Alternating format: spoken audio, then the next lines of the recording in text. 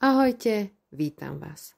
Dnes vám predstavím jednu hororovú poviedkovú knižku s názvom Červy v hlavie. V knižke sa nachádza celkom 12 hororových poviedok od autorov Kataríny Novotnej, Kristiny Liach, Jarky Pelikánovej a Jiřího Koreše. Aby toho nebolo málo, knižku doplňuje svojimi ilustráciami Jiří Dvorský. Knižka má 216 strán. A o čo ide? Dej. Spriaznenú dušu môžete stretnúť kdekoľvek. Autori tejto zbierky sa stretli na kurze tvorivého písania, kde sa im začalo hovoriť horor tým.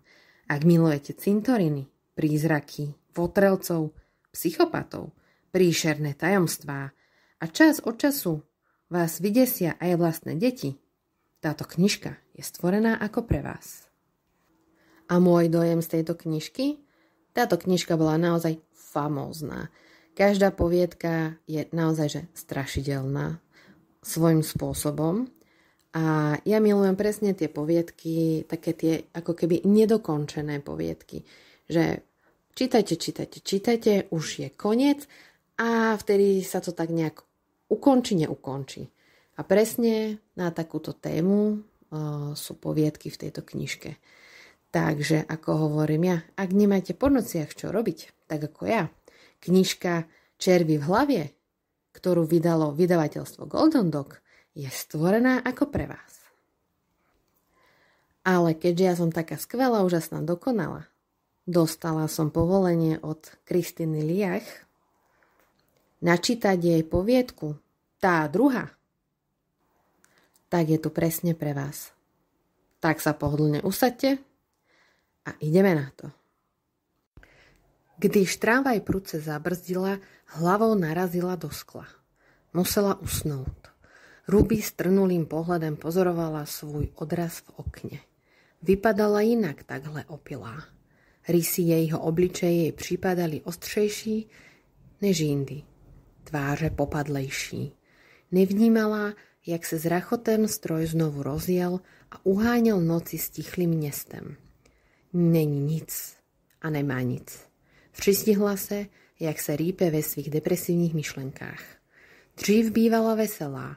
Tu a tam jí síce v mládí z ničeho nic popadla zlost a taková zvláštní úzkost, ale vše se schovalo za známky puberty. Z toho vyroste.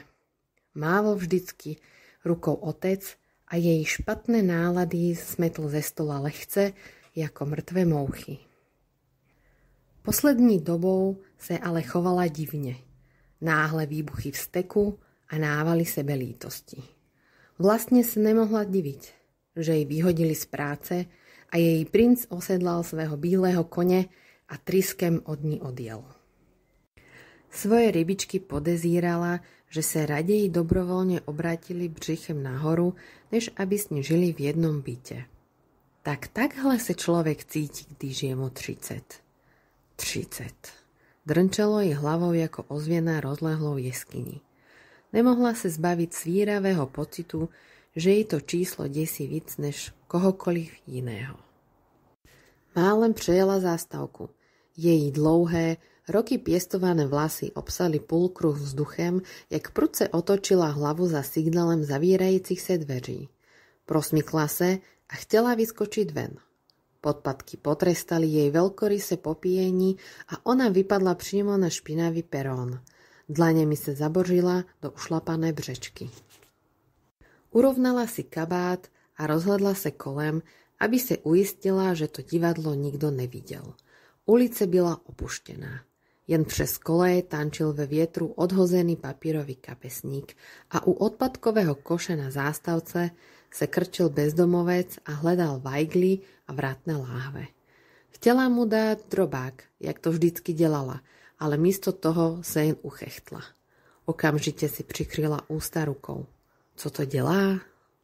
Krávo, utrousil bezdomovec. Raději se otočila a překvapená svým nechutným jednaním rýchle zmizela. Doma vyčerpane zapadla do křesla, v ruce kelímek s čokoládovou zmrzlinou. Točila sa jej hlava a chtelo sa jej zvracet. Asi to tentokrát přehnala, když předtím vždycky pila jenom do nálady. Nabrala na lžici a lačne otevřela pusu.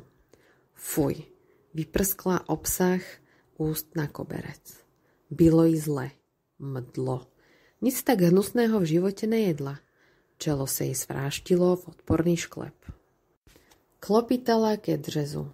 Záchod byl moc daleko. Obsah žalúdku si rýchle našiel cestu ven. Hlavu sviešenou a vlasy vymáčené ve dřezu. Snažila se vykašľať tú hnusnou pachuť. Proboha, proč? Čokoláda byla to jediné, na co se ešte mohla spolehnúť. Přepadl jej šílený hlad. Hlad a zlost. Sedela na gauči, zírala na lední medviedy v televízii, jak trhají svou kořist na cáry a lece pomalu barvy krvi. A u toho ukusovala z každé ruky suchý rohlík. Rohlík! Vůbec netušila, kde se doma vzal. Rohlíky přece nejí. Hlavou se jí proháňalo šílené množství myšlenek, některé se topili v moři piva a džinu, jiné ji naléhavě šeptali do uší. Ponoukali ich divným nápadům. Měla pocit, že některé nejsou snad ani její vlastní. Ale nemohla je zastaviť. Jako by jej niekto piestmi bušil do lebky a nepřestal, dokud si znovu nekousne do rohlíku a nezapije ho džinem. Co se to se mnou deje? Nutila svůj mozek přemýšlet, ale nedokázala rozeznať, zda je to jen projev melancholie a opilství, nebo stráci rozum. Připadala si zraniteľná. Pocit, že to má v hlavě srovnané, byl ten tam. Ruby si nalila další 2 panáky. Svlekla se, hodila svým bezvládnym telem do postele a upadla do bezviedomí. Probudila se do svítaní a ruce i nohy se jej nekontrolovatelne třásli. Hlava sa jej rozječela jako pronikavý budík. Ve spánci ji tepalo. Mokré peržiny zatuchlé vlhkým potem sa jej lepili na holé telo a studili. Zmatene se posadila na posteli. Chvíli neviedela, kde je. Rozhlédla se kolem. Je doma, ve své posteli.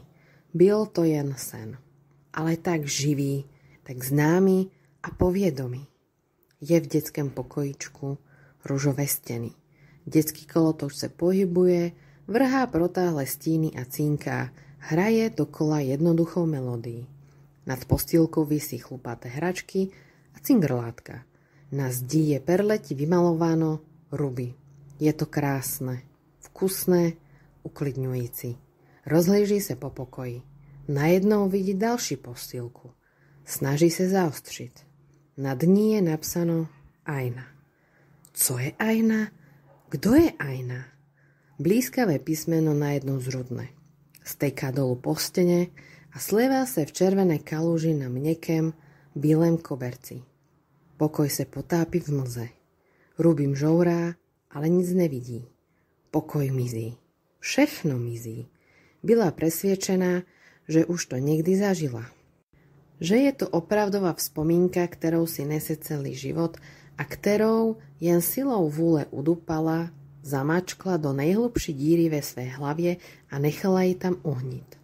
A ona teď, kdo ví proč, bobtnala, drala se na povrch a obťažovala ji ve spánku. Slunce stoupalo na obzor a pomalu si hledalo cestu skrz zatažené záviesy. Ruby vstala a v ranní kocovine si pomalu ploužila do obyvaku. Cestou pošlapala včerejší odhozené oblečení.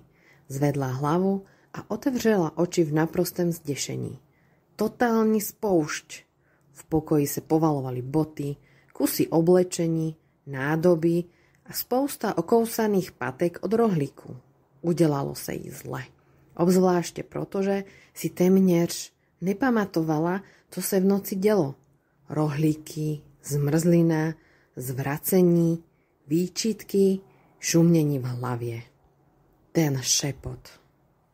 Najednou byl zpět. Švitoržili v uších čím dál silněji. Bezmyšlenkovite došla do kuchyne a obrátila do sebe džin rovnou z láhve. Obličej sa jej skřivil s nechucením. Tentokrát to stihla k záchodu. Spláchla ten hnusný nápad napiť sa hned ráno a strčila celou hlavu do umývadla.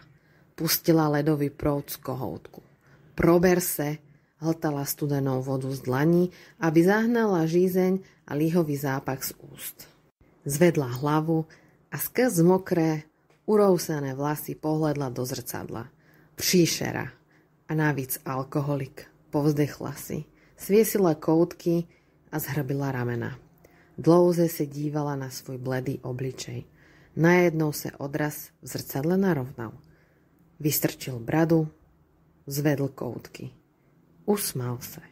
Usmál se víc. Roztahoval pusu, div se neroztrhla.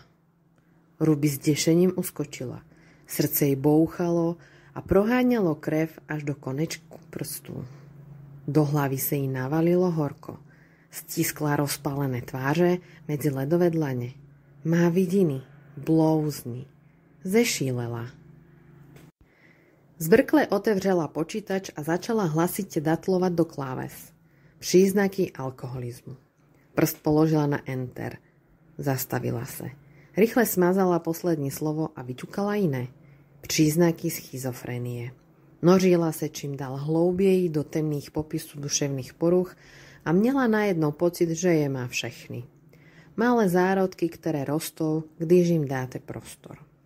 Rozdrčel se telefon. Matka. Nadskočí na židli.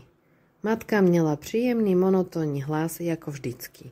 A Ruby nedokázala pochopiť, proč ji najednou tak štve, že vůbec volá. Vždycky přece byla ráda. A teď by ji najednou do slúchatka nejraději vykričela. Je to všechno tvoje vina. Teď za to budeš pikat. Zrádkyně. Zapomnělaj si na mě. V Ruby hrklo, až zbielala. Sevřela ruku v piest a kousla se do předlokti tak silne, že v něm rústali hluboké fialové prohlubne po zubech. Z koutku očí vytrskli 2 drobné slzy. Rozhodla se o to mámne říct. Necítim se ve své kůži, špítala a snažila se potlačiť vzliky. Nejsem to já, mami. Chovám se divně, hrozně, nepředvídatelně. Jako by někdo rozhodoval za mě. Hledala jsem na internetu schy. Haló? Mami? Si tam? Mlčení. Dlouhý tón. Matka zaviesila. Ruby ji chtěla okamžite vytočiť znovu. A pak si představila, co by jí matka asi tak řekla. Že přehání, že moc pije, že je nesvá z těch všech změn v životě. Že to musí ustat, nadechnout se a ustat to. To byla její jediná rada do života. Ruby se nadechla a zadržela dech. Vyfoukla nosem, ale bylo jí pořád mizerně. Třeba to chce jen víc spánku. Rozběhla se do ložnice a začala hrabat v šuplíku pod posteli.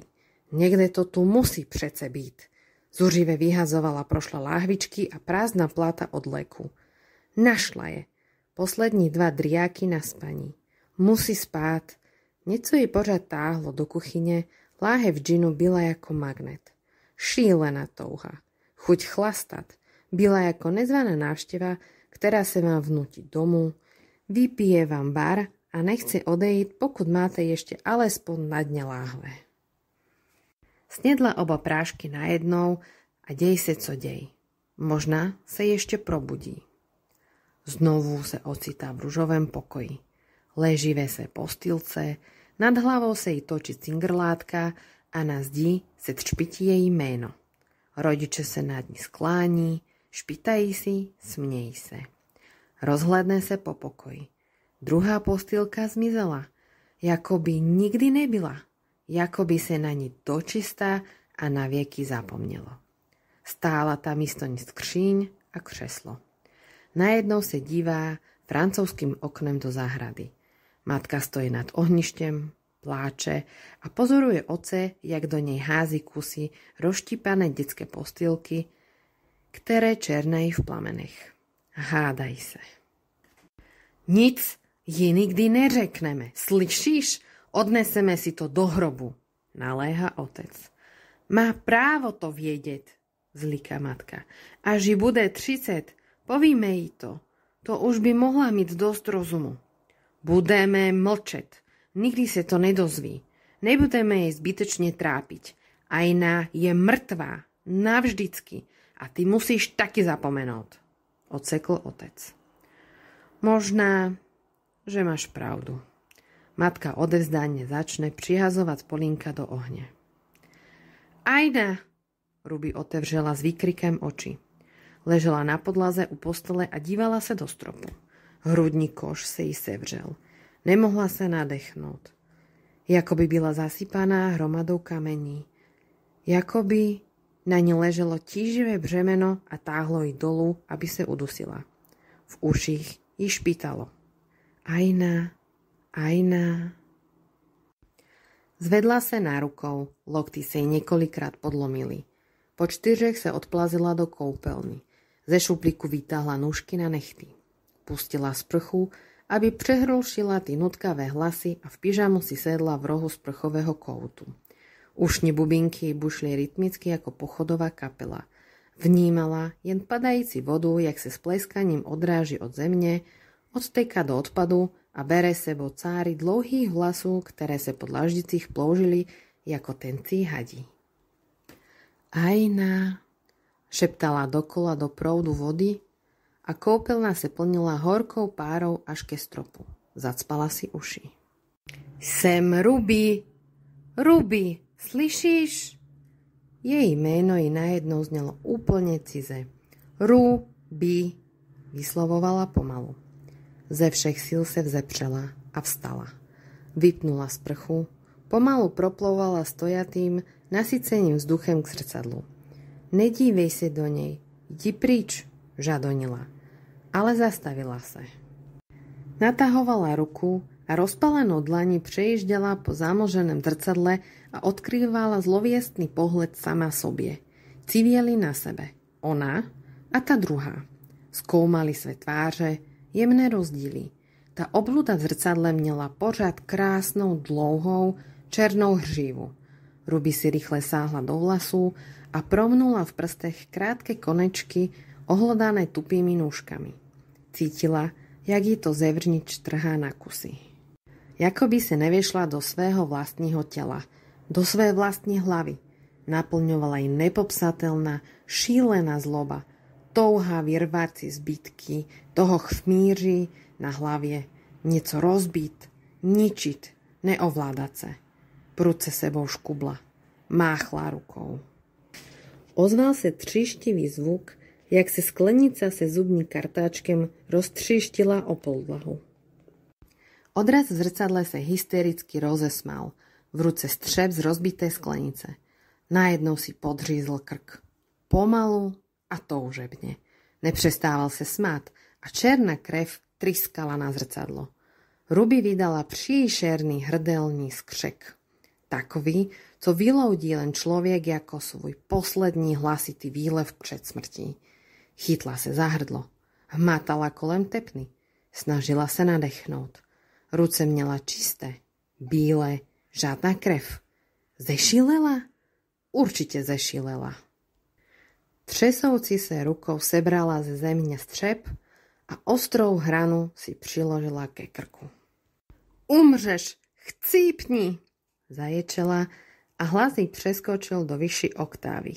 Odraz v zrcadle se mžiku přestal smát. To nesmíš, zakvílel. Ruby si kouzla do rtu a zaťala zuby. Sostřeď se, ale nedokázala to. Sama o sobě už nerozhodovala. Ona jí to nedovolí. Z posledních sil svojej svéprávnosti popadla telefon, přejela po displeji a spiešne zmáčkla zelené tlačítko. Máma. Schoulila se na křesle a tiše vyčkávala na její příjezd. Čekala viečnosť. Matka konečne vkročila do bytu. Ukliď si tu, vždyť si bývala tak pořádna. Udivene se rozhlížela kolem. Ty piješ? A již rohlíky? A ten smrad? A co ty vlasy? Matka kroutila hlavou, sevřenou v dlaních a vydešene pootevřela ústa. Rýchle se posadila a začala cosi loviť v kabelce tak horlivě, ako by na tom závisel osud celého sveta. Ruby vypadala klidne. Zviedave prisedla vedle a vzala si do ruky značne zažloutlé fotografie z ultrazvuku. Druhou rukou měla schovanou za zády. Táta si myslí, že jsem je spálila, ale ja jsem nemohla. Musela jsem si je nechat. Tajne, abych ti je mohla jednou ukázat. Vidíš tady? Ukázala matka prstem na 2 nejasné skvrnky. To jsi ty a to je tvoje dvojče. Usmala se dojate a podívala se směrem ke své dceři. A tady najednou se jí tvár protáhla v úzkosti. Odmlčela se. Ruby zažmoulala fotografii medzi prsty a se zaujetím natočila hlavu na stranu. Rozpoznávala 2 maličká hrbolatá telíčka. Jedno väčší a to druhé o dosť menší. Veľké dítě si cucalo palec a nohy mělo omotané kolem krku svého dvojčete. Ruby pomalu vytahovala druhou ruku, v níž pevne tiskla nůžky na nechty. Uškrtila se, než se narodila. Jmenovala se Aina. Dořekla za ní a zmáchnutím ruky napřáhla nůžky za krk své nic netušící matky. Škubala napnutou páži, zatínala svaly, jak se ze všech síl snažila bodnout. Najednou povolila a stáhla ruku zpět. Zmizni z mý hlavy, ty už nejsi, neexistuješ. Teď jsem na řadě já. Vzala fotografii a krouživým pohybem rozstřihla malými tupými nuštičkami obrázek na půl. Veľké hrbolaté dítě rozštvrtila ještě na menší kousky a smetla je na malou hromádku. Tak schválne, uvidíme, kdo z koho. Počúvali ste poviedku s názvom Tá druhá od spisovateľky Kristiny Liech, ktorá sa nachádza v knižke Červy v hlavie. Dúfam, že sa vám poviedka páčila. Ja vám ďakujem za pozornosť a počujeme sa na budúce.